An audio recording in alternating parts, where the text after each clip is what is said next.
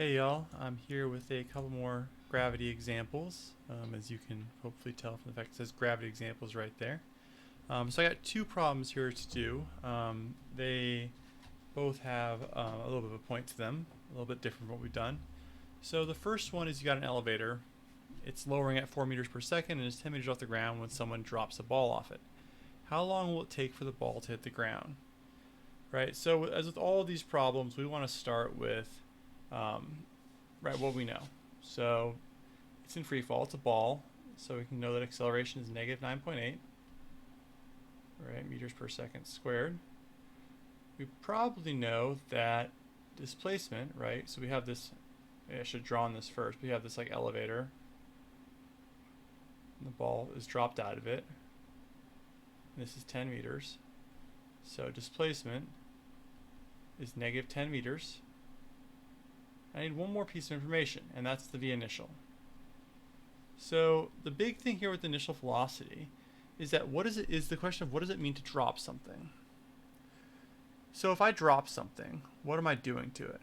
If I drop this pen right here, its initial velocity is 0. But that's not the case in this problem. Dropping means you're not adding any additional velocity to how it's already moving. This ball is already moving down at 4 meters per second.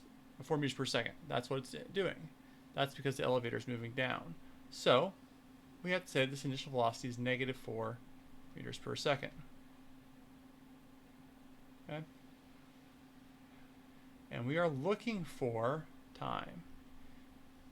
Now, the easy equation to use here would be change in x equals v initial times time plus 1/2 at squared. The problem with this one is that if I solve for time using this, I am then going to have to, it's going to be a quadratic. So I'm actually not going to do it this way. Okay? Even though you could, if you feel like it, I'm going to do it with 2 steps.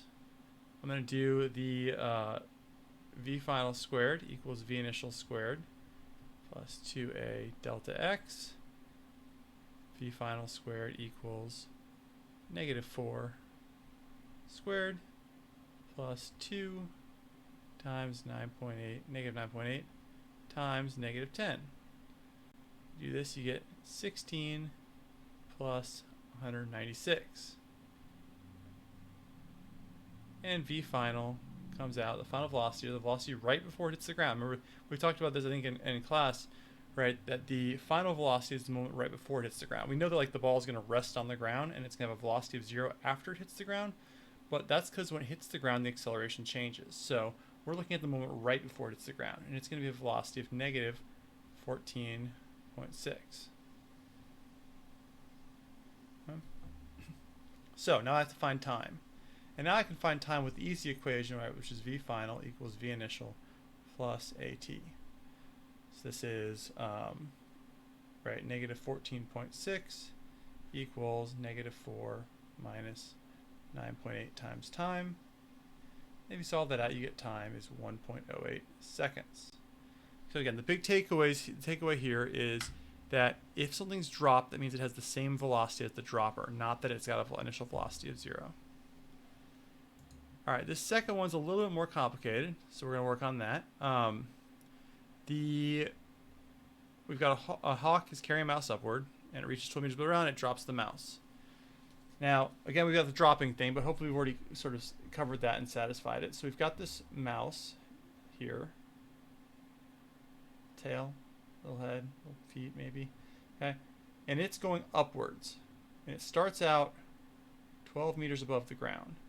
But it keeps going up for a little bit, and then it comes back down. Right? So, what do I know about it?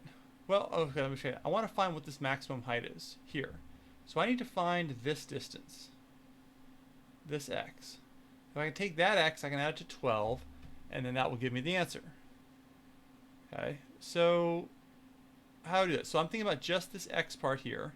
Right? I know at the very top, the velocity is 0. So if I'm looking at just this upward part, the part where it starts here and goes upward, right? The initial, or we don't know the initial velocity, sorry. The acceleration is negative 9.8, and the final velocity is 0. I don't know initial velocity. I know time for the whole thing, but not just for the upward part. So that doesn't really help me. And I don't know displacement. That's what I'm trying to find. Right? I'm trying to find change in x. So I can't use a kinematics equation yet. So let me think about the other two parts. Let me think about the overall and the down like segments, right? Because I might as well think about all the different possible ways I can break this up. So down, right? If it's going down, oh, the acceleration is negative 9.8 for everything. I think just about the down part, like the falling down part, right? The initial velocity is 0.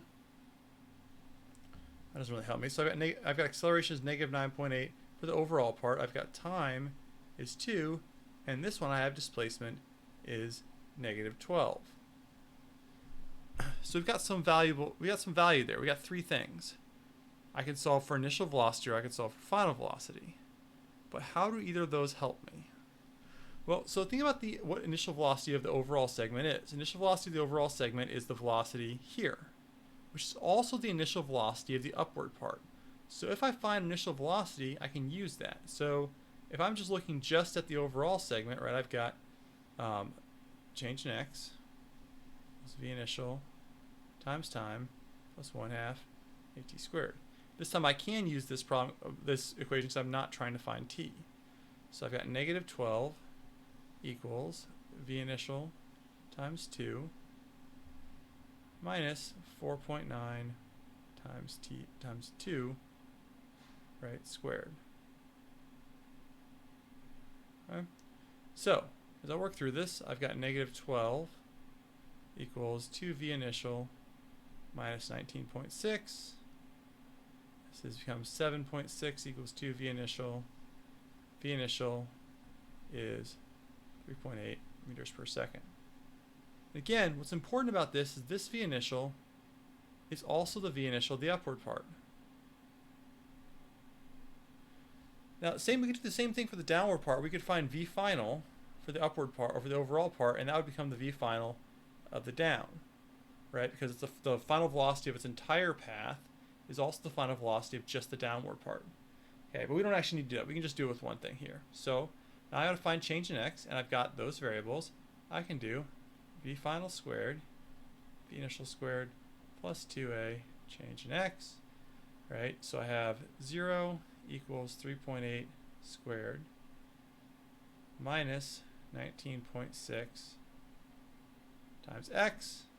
And if I solve this, I get change in x is 0.74 meters. That means the final height is not 0.74 meters, it is 12.74, right? Max height. Okay, hope that helps you with those ones. This is a perfect example of a problem where, right, we can consider any different time frame of it. In particular, breaking into these up-down overall parts can be helpful.